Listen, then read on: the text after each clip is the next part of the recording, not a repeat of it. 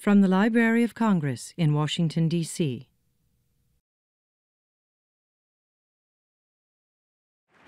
Good morning, everybody. My name is Margot Lyon, and I'm the co-chair of the President's Committee on the Arts and Humanities.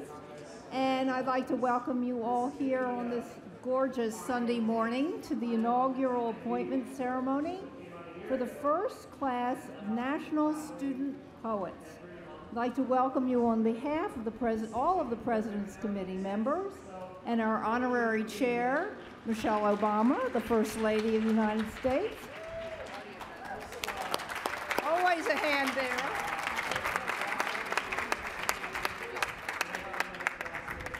And our partners in this program, the Institute of Museum and Library Services and the Alliances for Young Artists and Writers.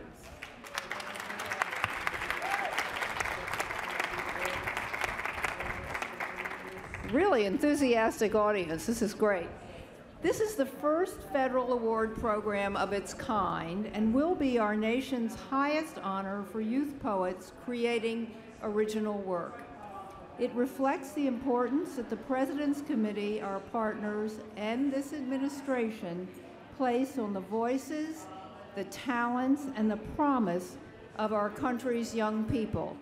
Today, we honor 5 national student poets, exceptional writers chosen from over 8 submissions. No, that can't be right. Must be 8,000 submissions by a distinguished jury of literary luminaries. Among those luminaries are poets Terrence Hayes and Andrea Gibson, Kenyon Review editor David Lynn, and head of the Poetry and Literature Center at the Library of Congress, Rob Casper, all of whom are here with us today. This ceremony marks the beginning of our student poets' appointment year as literary ambassadors, who, by their example and words, will encourage creative self-discovery, impart new skills, and inspire their peers through readings, workshops, and community service projects across our country. They will also work with poet mentors and serve as a resource for the White House, the U.S. Department of Education, and the Library of Commerce. Now, the poet Billy Collins, who we all love, once said that, quote, "High school is all too often the place where poetry goes to die." While that may be the case for some of us here, I'm afraid it was for myself, it is most definitely not true of our young poets here today. Throughout the reviewing and the judging process, we have been amazed and humbled by their voices. They each demonstrate a wisdom, confidence, and insight that belies their age and our own preconceptions. Sorry. It's okay if you block me. Just don't block them. They are also an outstanding argument for the importance of the arts and humanities in our country's schools. The President's Committee believes that an education without these subjects is incomplete. And the arts and humanities are not just for those who go on to become artists or poets. As Terrence Hayes has remarked after reading these students' work, they will be tomorrow's brightest innovators, philosopher poets, doctor poets, musician poets, scientist poets, and I might add, maybe someday, president poets. It is our hope that this class of writers will engage students and non-students alike, opening up new possibilities and inspiring everyone they encounter to dream a little bigger and work a little harder. In closing, I want to acknowledge the Vice Chair of the President's Committee on the Arts and Humanities, Dr. Mary Schmidt Campbell. Mary, who's with us today. And I have special thanks and really incredibly high regard for our committee member, Olivia Morgan, who had the inspiration for this idea for the National Students Poet Program. And she's testing the idea through poetry writing workshops with teens here in Washington, D.C. for the DC 826 group, and spearheading the White House Poetry Workshop and performance for the President and the First Lady last spring. Throughout this process, Olivia has been the program's muse, holding a vision for this exceptional honor and helping the President's Committee and our partners realize that vision. We all here today owe an amazing debt to Olivia. Olivia, will you stand? Where are you?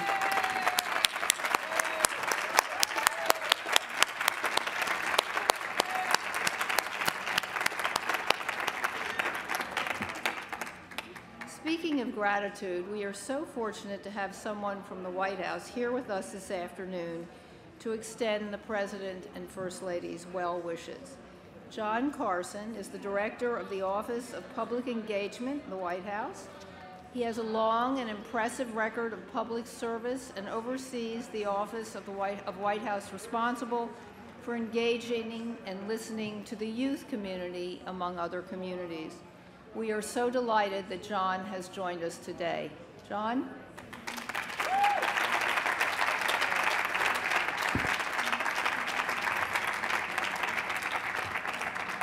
Well, thank you, Margot, and let me start on behalf of the President and the First Lady and the whole White House on congratulating our national student poets. Congratulations.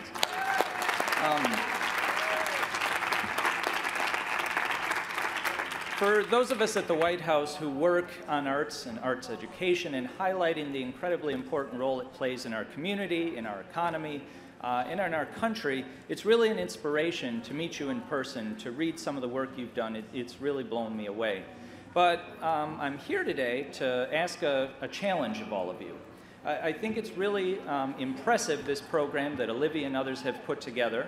And you have a pretty important set of precedent you're going to be setting as the first set of national student poets. Probably 20 or 30 years from now, you'll be where I am, talking to a class 20 or 30 years after student poets have come after you. So the path you set and the work you do with this first year is not just going to make a difference to young people across the country this year, but for years and years to come. I challenge you to be really creative with the work you do, to tell your story. I imagine oftentimes as we meet many people who are making a difference in their communities, you may be a bit humble, you may be a bit shy to tell your story, but as you do, as you travel to schools, as you meet young people, you'll be an example to them. You'll be lifting up for them a passion that they have and showing them that this country, this White House, this president really values what they find, what they're passionate about. So be creative. Bring together the best mix of traveling around your states, the regions where you are, those Facebook pages you have, those Twitter feeds you probably have, and tell your story, share your work, and help be an inspiration to young people across the country. And we'll see you in 20, 30 years back here at this stage. And let me end, actually, by thanking all the parents who are here, the parents who produced this incredible group of young people. As a young father,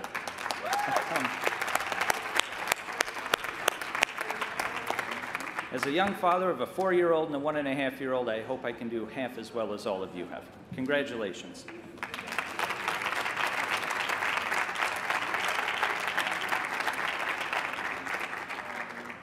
Thank you, John. That was lovely. Now, if I could ask our esteemed partners in this program, Susan Hildreth, Director of the Institute of Museum and Library Services, and Virginia McInerney, Executive Director of the Alliance of Young Artists and Writers, to join me on stage so we can finally make the presentation of the 2012 class of National Student Poets.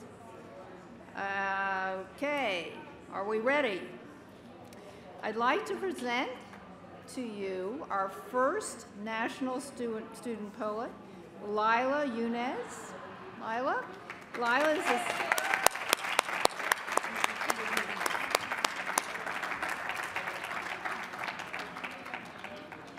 Lila is a senior from Alexandria, Louisiana, and just began a 2-year program at the United World College in Montezuma, New Mexico. I think she's been there, what, a month? Oh, a month, about a month. Born in a coal mining town in West Virginia, Lila remembers listening to her mother tell stories about an imaginary flood near their house when she was a young child. As a result of that, she invented her own stories about the lives of the people affected by that flood, and that was the beginning of her career as a poet. Lila, congratulations.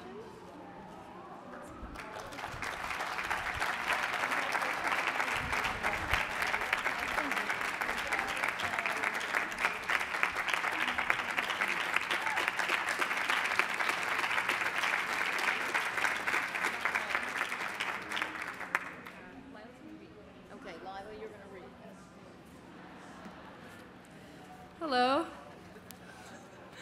The first poem I wrote is about the philosopher Friedrich Nietzsche. The worms that crawled through your head died with God, and the glass of your eye cracked just enough for the light's glare to dissolve your gaze, for you to see just past the fringes of human thought. You worked beside dripping wax with ideas melting through fingertips, foggy black ink spilling over the cracks in your skin. Misread were the murky nights before you heard hooves scraping at your door and ran to meet death, arms splayed to the heavens you damned, a cryptic soul, just a shadow of a man. The second poem is called Billy, and I met Billy a few years ago in a nursing home.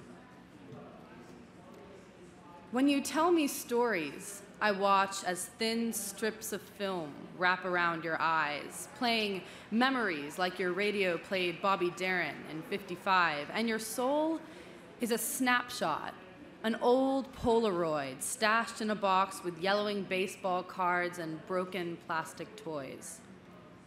When I'm gone, you say, you can find me there, in that dusty box of forgotten dreams, of remnants worn around the seams, a skinny boy in ripped blue jeans. And wrinkles crease, and your mouth hangs slightly ajar. I have never seen an old man weep. Thank you.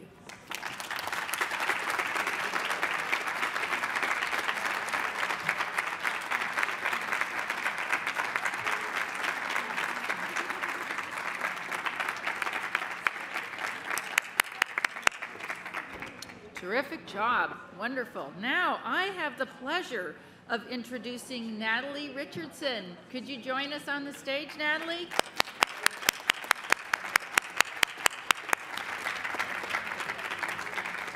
Okay, I'm going to introduce you, Natalie. Natalie is a senior at Oak Park and River Forest High School, Oak Park, Illinois. She is a member of her school's spoken word club and slam team. This past year, she competed in the Louder Than a Bomb Poetry Festival with her school's team and recorded a piece for radio station WBEZ. Please join me in congratulating Natalie, who will read 2 of her poems. Thank you.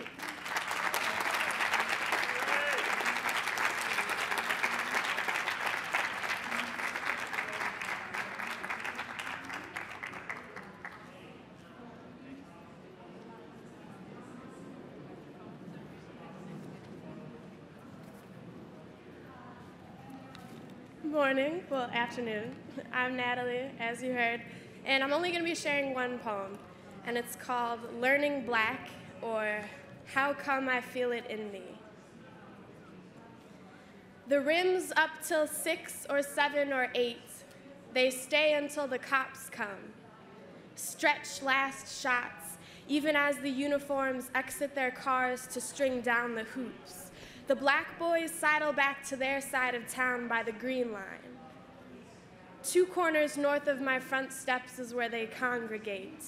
A kink-smooth court on the corner. By dark, they are gone. But how hushed the corner is when they leave, how lonely the streets are, how much passing by drivers wish for their gleam again, their studded language of rhythm, this drum that is theirs. We wait, hushed, till next afternoon when school is out and the trains come pounding with black boys, strong, wired black boys with black fingers and black heads like crowns threaded with black silk. We wait for the black boys with black backs that sheen like all things royal. We wait for the black to come back. Save us with this drum that is yours, black boys, those black threaded lines on your basketball pulsing in the brown of your hands. Listen, I can hear it throbbing those prayers like mothers do, like mothers do. This black is good. This black is dangerous. This black that makes you shiver with all things holy. This black is holy. This black is the burning pit black of daddy in an office elevator where he meets my mama for the first time. That Motown sugared black she smells in him. Taste its sweetened cry. It is the color my eyes dim when I see a black boy for the first time. Not brown, but black. His knuckles red suns beneath a black-backed hand. His head a god of its own, throning the lean of him, governing those limbs with spitfire and course. He is wrapped in all things holy. This is the black I do not know until it's in me, learning I am this for the first time. My veins a train line or prayer for these black words, these black fists, this black of my father, his black, this. Thank you.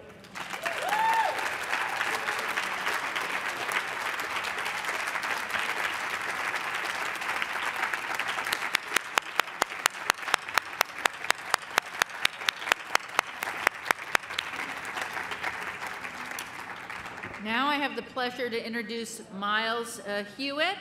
And Miles is really extraordinary as the only gentleman in this bevy of poets, and we're really pleased to have Miles join us. And he's been a real trooper with the ladies, right, Miles? Come on up. Miles.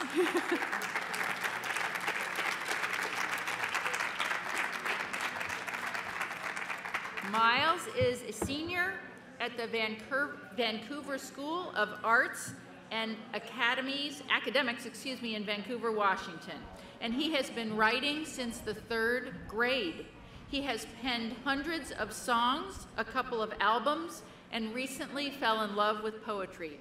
Please join me in congratulating Miles, who will read several of his poems for us. Thank you.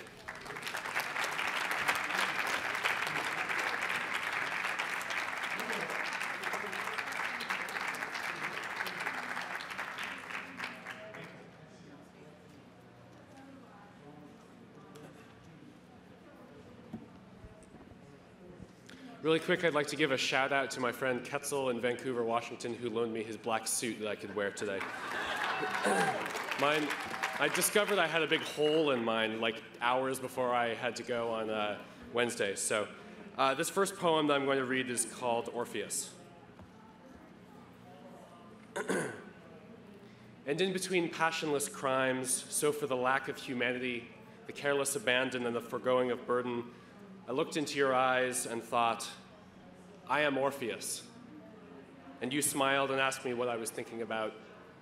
I brushed you away off the bed, pushed you over the nightstand as the lamp with wavy, grasping shade reached, and the globe on the shelf and the maps on the walls slipped and sighed, and you collapsed on the ground.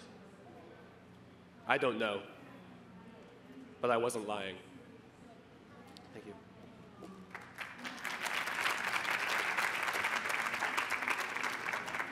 This next piece is called Voyage.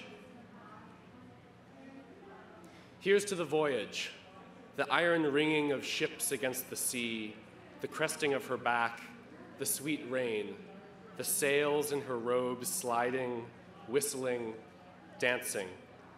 Her lips parched and dripping, and the word that emerges, swim.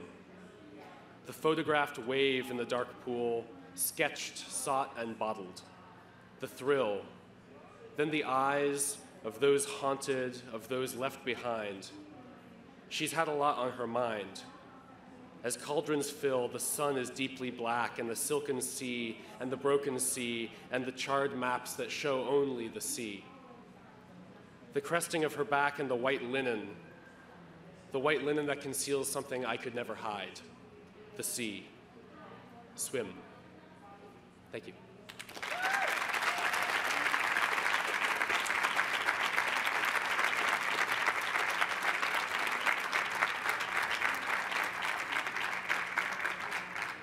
Good afternoon. It's my pleasure to bring up Claire Lee. Claire, do you want to come up to the stage?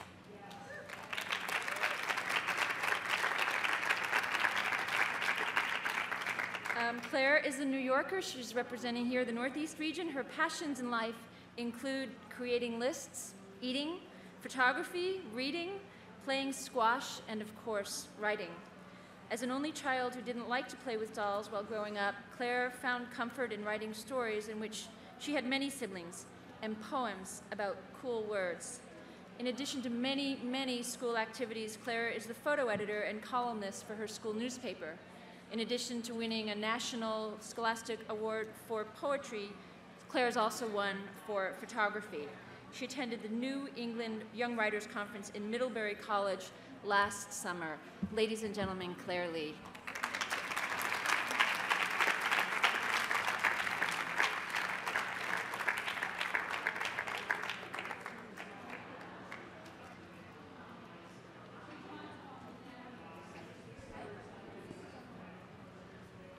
Okay, so I'll be reading two poems from my collection. The first one is called Exponential Increase. We lift them up to the Lord. I can see the mathematician rising up to the Lord the way an exponential function curves upwards. Crawling around on hands and knees in the darkness of her mind and wandering like the functions of sine and cosine, she searches for the trail, the sign that he has left for us to follow, the path to greater understanding. After a while, she's come to learn that the positive x values of a cube root function is the nudge leading to the right way, the point 0, 0, origin of all journeys, and that the integer values of the integer function are the small steps into the first quadrant, a place where both x and y values are positive. And just when she thinks she's come across the limit itself, the piecewise function that contains all elements of the different parent functions in all its profundity, the pipe organ vibrates, and the soft glow of the stained glass windows suddenly become too bright to marvel at. So she rises, brushing the stray eraser crumbs off her clothes and picking them out of her lap. But as she marches single file through the double doors, she happens to glimpse back, only to see him reclining, contented. Observing her, he smiles faintly and proceeds to replenish the crumbs lost to searching minds like hers. It is right to give him thanks and praise.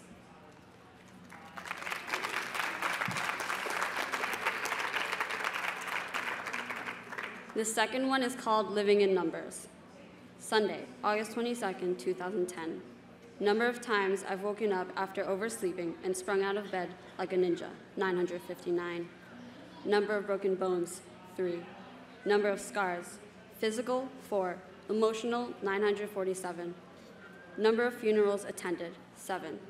Number of friends, Facebook, 744, real, 9. Number of cavities filled, 0. Percentage of people I can stand in the world, 3.5. Number of times I've laughed so hard my sides would bruise, 2,972. Number of times I've wanted to bawl my eyes out, 320. Number of things I regret, 11. Number of things I know, 918,394. Monday, August 23rd, 2010. Number of times I've woken up after oversleeping and sprung out of bed like a ninja, 960. Number of broken bones, 3. Number of scars, physical, 4. Emotional, 1,293. Number of funerals attended, 7. Number of friends, Facebook, 800, real, 7. Number of cavities filled, 1. Percentage of people I can stand in the world, 3.49. Number of times I've laughed so hard that my sides would bruise, 2,973. Number of times I've wanted to bawl my eyes out, 321. Number of things I regret, 13. Number of things I know, 918,390. Thank you.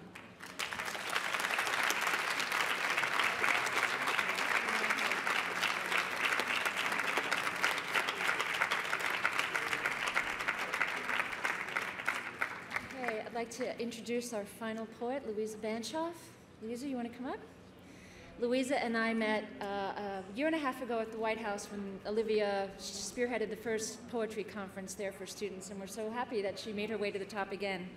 Louisa grew up in a bicultural and bilingual family and lived in Germany for 2 years. She's been active in community service throughout her life, founding a social justice youth group at her church, and serving as one of 2 girls on her Girl Scout Council's board of directors, which serves more than 90,000 members. She attended Kenyon College's Young Writers Workshop this past summer and hopes to major in English or creative writing in college. Ladies and gentlemen, Louisa Ban Shaw.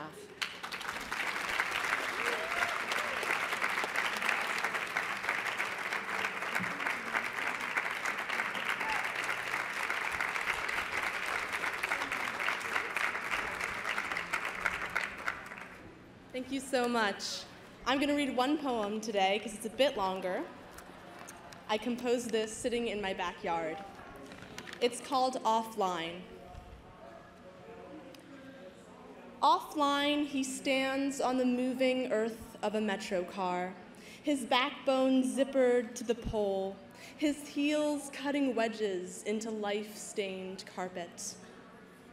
His feet ache to walk a thin line of purpose between sweaty seats and over the gap he used to think he'd slip into if he didn't watch his step. His hand wants to hold a paintbrush dipped in streams of consciousness and run across this silicon city, leaving only a wall-painted line the color of marrow.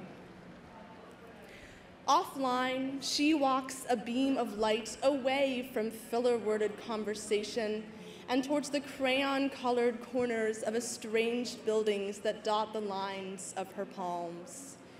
At night, she thinks of standing on top of the train car and ripping out the light of her left eye and holding it up to the gasping wind and watching the fabric of each caught memory vanish in the sprinting landscape seen through one eye. Offline, they find themselves together on the corner of 7th and Constitution beneath raindrops meant for Noah. So he spreads a map of the city above their heads, and she traces a path through the destination smeared together, and they tell each other where I am, I was, I will be, beneath the dripping canopy of unwavering raindrops, never looking to see the lights turn. Offline, you lie face down in your mother's tulip garden, tasting the earth's sweet lifeblood of static spring, a quiet question forming on your taste buds like a lozenge held between your teeth.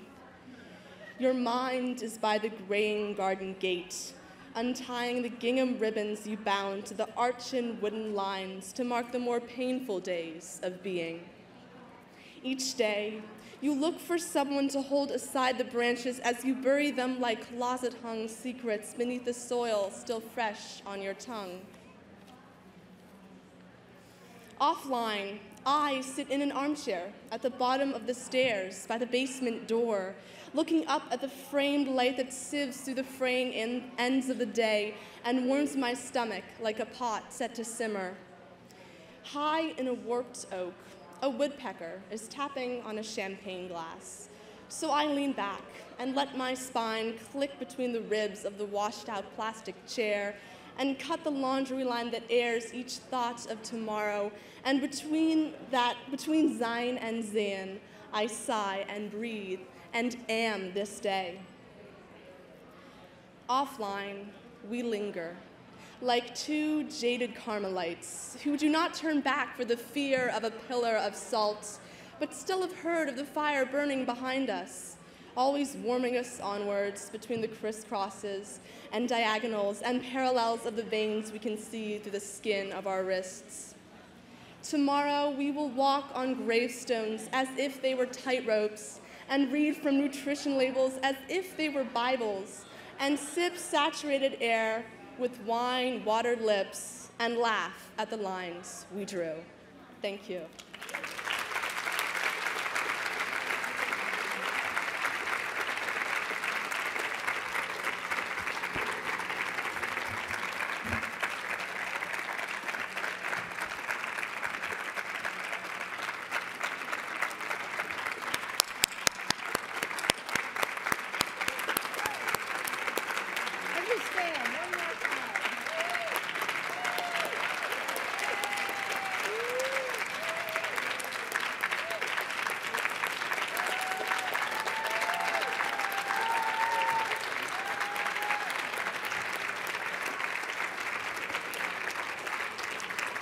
So I just finally thank you all. Obviously, that concludes our ceremony today. Thank you for coming.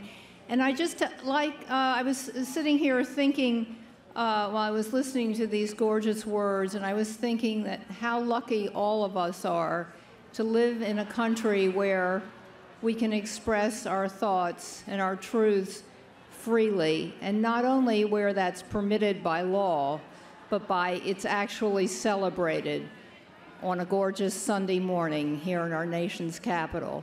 So thank you all again for coming, and join us next year.